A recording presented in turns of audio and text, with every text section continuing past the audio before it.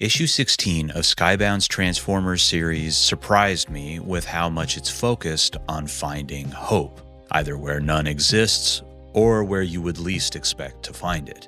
I'm sure if I would go back and revisit the issues up to this point, I would find this theme present, but issue 16 brought it into focus for me in a way that previous issues hadn't. And while this is explicitly spelled out in the dialogue towards the end of the book, it's baked into the story itself, and there's no better example than the opening of this issue, with Elita One, Bluestreak, and Cliffjumper returning to the site of where Starscream and the Decepticons killed Cliffjumper's clan, where the Minibot literally pulls hope for the future and life from the wreckage and ruins of what is essentially now a graveyard.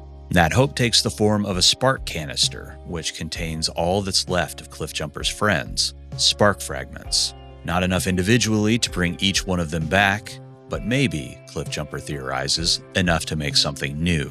The groundwork for this idea was laid in issue 8, when Jetfire is revived. Optimus and Ratchet remark that a small part of Jetfire's spark remained, just enough to bring him back, although in a greatly diminished capacity, blind and locked in his alt mode. It sounds like Cliffjumper intends to somehow blend the remaining spark fragments to create a new Cybertronian, presumably without the impediments that Jetfire was saddled with. With how tragic Jetfire's resurrection ended up being, I had reservations about Cliffjumper's plans, with my immediate thought being that this new character might suffer a disjointed and painful existence. But I'm wondering if what might be different here is how the Well of Sparks plays into it all.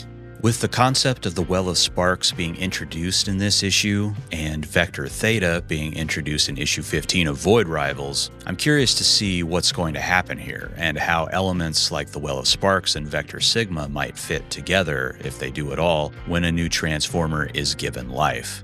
I'm far from an expert on previous iterations of the Well of All Sparks, but my understanding is that it more or less serves the same purpose of Vector Sigma from the G1 cartoon, meaning that it is capable of creating and/or modifying Cybertronian life. So while there are questions forming between the lore of the two titles of Transformers and Void Rivals, in the short term, it's reassuring as far as Cliffjumper's plan goes. Ratchet brought Jetfire back with just what he had at hand on Earth, so you think going straight to the source would yield better results. Or at least you'd hope so. I tentatively have let my guard down that maybe this will work out for the Autobots. And in doing so, I have left myself wide open for Daniel Warren Johnson to smash my hope like Astro Train smashes Soundwave's face in this issue. Regardless, this is shaping up to be a very intriguing thread. I was worried as to what might happen to Cliffjumper in the company of the hardened Cybertron-based Autobots, but as we discussed on the latest episode of Teletran Tapes, these are still Autobots at their core, even if some of their actions are surprising or shocking to us. The title has shown Elita One and the Autobots on Cybertron willing to cross lines that we wouldn't normally expect Autobots to cross, primarily driven by desperation and hopelessness. I was worried what that might mean for Cliffjumper, but it seems, at least right now, that it's the opposite. Rather than being forced to cross lines and become someone that he doesn't want to be, Cliffjumper is inspiring his fellow Autobots to seek out hope, something they long thought snuffed out. This pained expression on Bluestreak's face says it all, I think. The hurt, the yearning, the weariness all comes through in this perfectly drawn panel, making it clear that the Autobots can't keep going the way they're going. Cliffjumper's personal mission has the potential to leave a major impact on the Autobot war effort on Cybertron.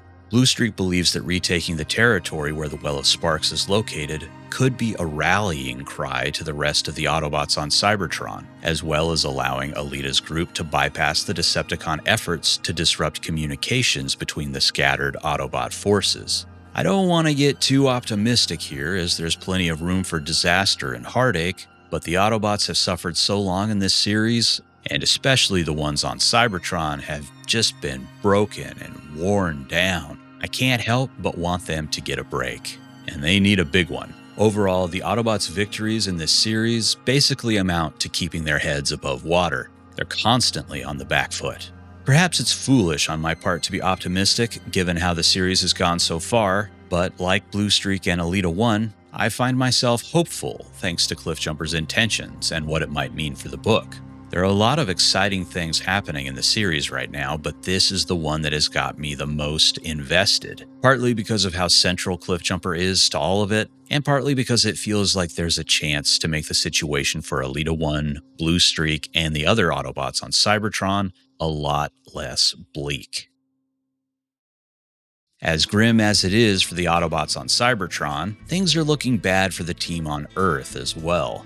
Optimus, Jazz, and Wheeljack are sorely outgunned and caught in a battle between two groups of Decepticons, which includes two absolutely enormous combiners. Seriously, look at the sense of scale here. Even if you ignore Soundwave and Starscream near the feet of Bruticus, there's something about this that just conveys that these are two gigantic titans doing battle.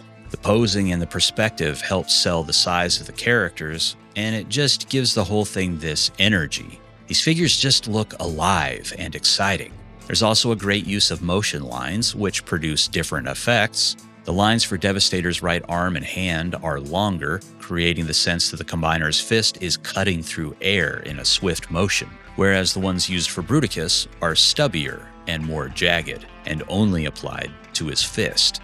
This, to me, suggests an almost clanging vibration, as if the lines are emphasizing the impact of the punch rather than the motion suggested by the lines on Devastator. That impact is emphasized further by all the little bits falling off of Devastator, but then you also get some similar details near the head of Bruticus, where Devastator is squeezing him, cracking the armor of his helmet. This double splash page is just ridiculously fun, and it's got to be one of the coolest images Corona has done for the series so far. And he's done plenty of cool images, so I think that's saying something. There are just so many stellar moments in this issue. Obviously, all the stuff with Thundercracker is a highlight, and I know many of us were waiting for some of these moments with this character, and it did not disappoint. There's some very expressive art accompanying some of these moments that make them land even harder, despite Thundercracker not even saying a word in some of the panels. Astrotrain ramming Soundwave with the choo-choo sound effect is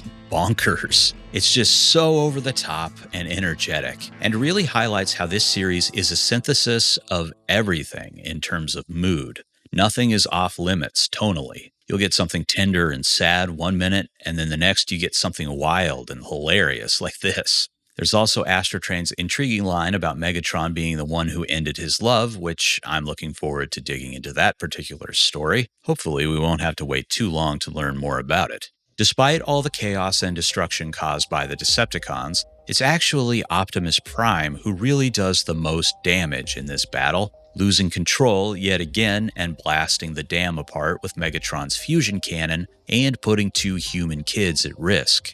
I feel like this is a new low in this saga of Optimus losing control, perhaps even the point of no return in the sense that Optimus has become a liability as well as a danger to those around him. But like the situation with the Autobots on Cybertron, although things are not looking good, all hope is not lost, as Trailbreaker makes a timely appearance, joining the Energon universe in a most heroic fashion, saving the day with his characteristic force field and a big jolly grin.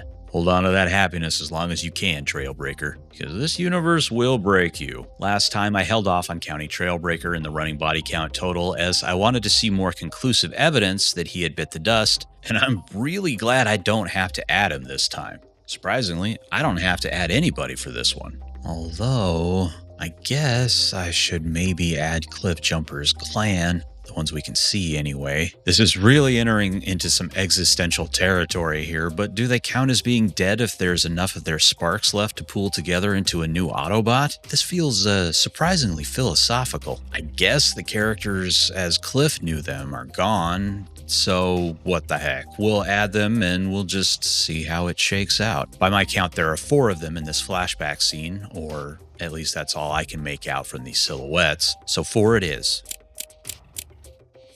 But I'm pumped that Trailbreaker survived. He's always been a character that I have a lot of fondness for because he was kind of unusual among the rest of the Season 1 Autobots. I think that's due to his alt mode, color scheme, and just overall design. I like the way a lot of these classic characters look in Corona's style, but Trailbreaker shines a bit more than most, I think. Honestly, this is probably the best the character has ever looked. doing away with the awkward proportions of the cartoon, but keeping all the cool bits like his shoulder-mounted weaponry, arm gun, and leg design, which I've always found to be interesting and unique. Another great moment is at the end, with the reveal that the big bad himself is closer than ever. This whole sequence is great. We see Megatron gently stroke Laserbeak's chin in what would be a heartwarming display of affection towards a loyal animal companion if it wasn't immediately followed by the most Megatron thing ever, where he forcefully grabs hold of the bird's neck and begins attaching Laserbeak's systems to his missing eyes. I bet Laserbeak would have willingly done it, man. You could have just asked. And this last page with Megatron in the desert is a thing of beauty. Birds flying overhead, the moon hanging in the sky behind a rock, and there's Megatron himself, a big bruiser of a bot. Cables whipping wildly from his arm socket, multicolored wires spilling from his empty eyes and connecting to Laserbeak, who is perched menacingly on his shoulder. Hell yes. Between this and Starscream being attached to the Hiss tank, Skywarp being integrated into Teletran, even the whole thing with Megatron's arm on Optimus, there are some really cool, almost cyberpunk elements to this story, and I'm here for it. Issue 16 is once again colored by Sarah Stern, so maybe she's the new regular colorist for the series now? Kinda looking that way. If that's the case, I'll definitely miss Mike Spicer's contributions to the book, but I have to say Stern has done an excellent job over the last 2 issues, and her style is a good fit for the title. And it's interesting to note where there are some differences in her approach compared to Spicer's. Spicer's Cybertron was extremely colorful, and while we saw Stern go in a similar direction in issue 15, issue 16 is a different beast. For the most part. With a few exceptions, the Cybertron of issue 16 is much more washed out and faded, particularly at the start of the book, where there are more browns and grays being used than what we've seen previously. Maybe this is due to the specific location, but we also see it later at the Autobots base, so this might be Stern just establishing her own palettes for these locations. And while I liked Spicer's brightly colorful Cybertron, there's a somber beauty to the color palette Stern is using in issue 16 that is a perfect fit for this segment at the beginning.